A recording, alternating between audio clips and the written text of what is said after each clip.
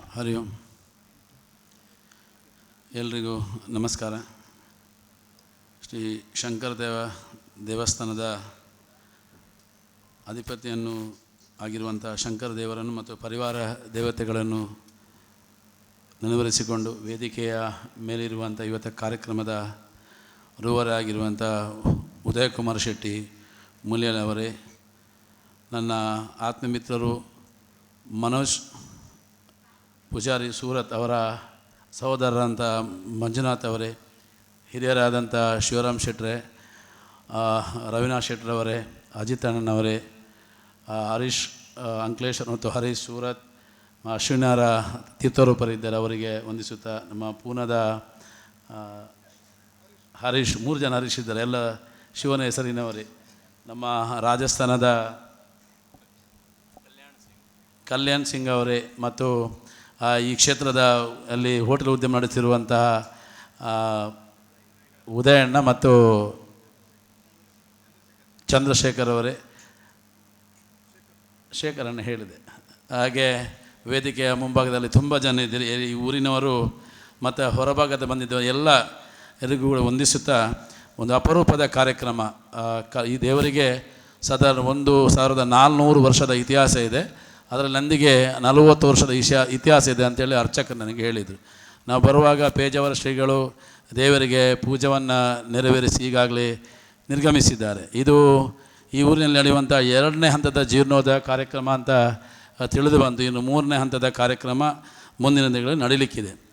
ಈ ದೇವಸ್ಥಾನ ಮಾಡಿದ ನಂತರ ಇದರ ಜವಾಬ್ದಾರಿ ಯಾರಿಗೆ ಇರುವುದು ಅಂತ ಕೇಳಿದರೆ, ಒಂದು ಅರ್ಚಕ ವೃಂದಕ್ಕೆ ಮತ್ತು ಊರಿನ ಪರಮ ಭಕ್ತರಿಗೆ ಇರುವಂಥದ್ದು.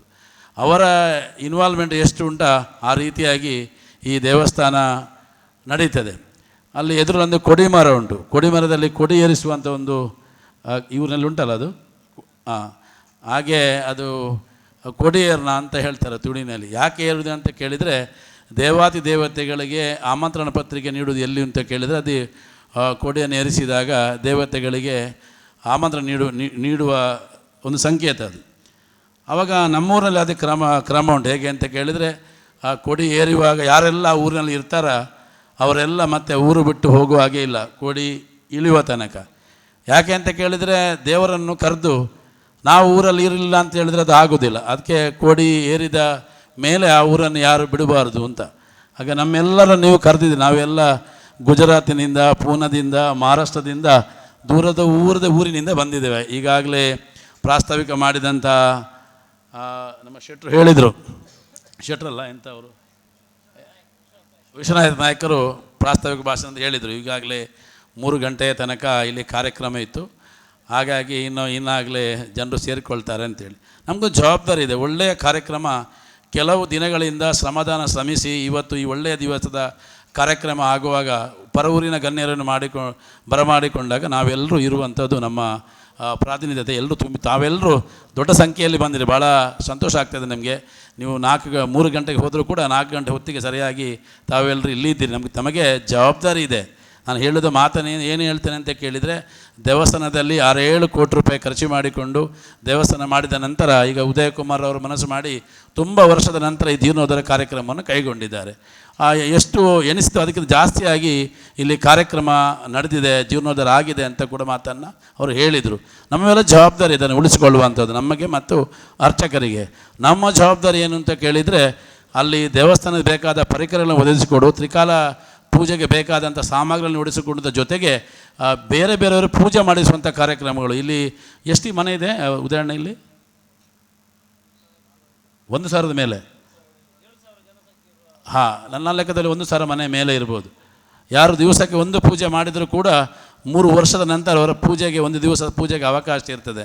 ಯಾಕೆ ಹೇಳ್ತೇನೆ ಅಂತ ಕೇಳಿದರೆ, ದೇವರಿಗೆ ಆರತಿ ಬೆಳಗುವಾಗ, ದೇವರಿಗೆ ನೈವೇದ್ಯ ಆಗುವಾಗ ಭಕ್ತರು ಎದುರಲ್ಲಿದ್ದರೆ ಮಾತ್ರ ಆ ಸಾನ್ನಿಧ್ಯ ವೃದ್ಧಿ ಆಗ್ತದೆ ಅಂತೇಳಿ ಆ ಸಂಕಲ್ಪವನ್ನು ನಾವು ಮಾಡಿಕೊಳ್ಬೇಕು.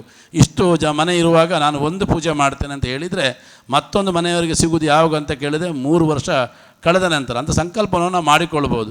ಅದೇ ರೀತಿಯಾಗಿ ಅರ್ಚಕರ ವ್ಯವಸ್ಥೆ ಏನು ಅಂತ ಕೇಳಿದೆ, ಬಂದಂಥ ಭಕ್ತರಿಗೆ ಅವರ ಹತ್ರ ಮಾತಾಡಿಸಿ ದೇವರ ಪ್ರಸಾದವನ್ನು, ನೀವು ಒಳ್ಳೆಯದಾಗುವಂಥ ಕೊಡುವಂಥದ್ದು ಪ್ರಸಾದವೇ ಅವರಿಗೆ ಅದು ಬಲವನ್ನು ತುಂಬುತ್ತದೆ. ಆ ಪ್ರಸಾದವನ್ನು ತೆಗೆದುಕೊಂಡು ಹೋಗಿ ವ್ಯಾಪಾರ ಮಾಡಲಿ, ಉದ್ಯೋಗ ಮಾಡಲಿ, ಉದ್ದಿಮೆನೇ ಮಾಡಿ ಅವರು ಒಂದು ದೊಡ್ಡ ರೀತಿಯಲ್ಲಿ ಬೆಳವಣಿಗೆ ಹೊರ ಆಗ್ತದೆ. ಈ ಎರಡೂ ವಿಷಯಗಳನ್ನು ಇಟ್ಟುಕೊಂಡು ದೇವಸ್ಥಾನ ಮುಂದುವರಿಬೇಕು.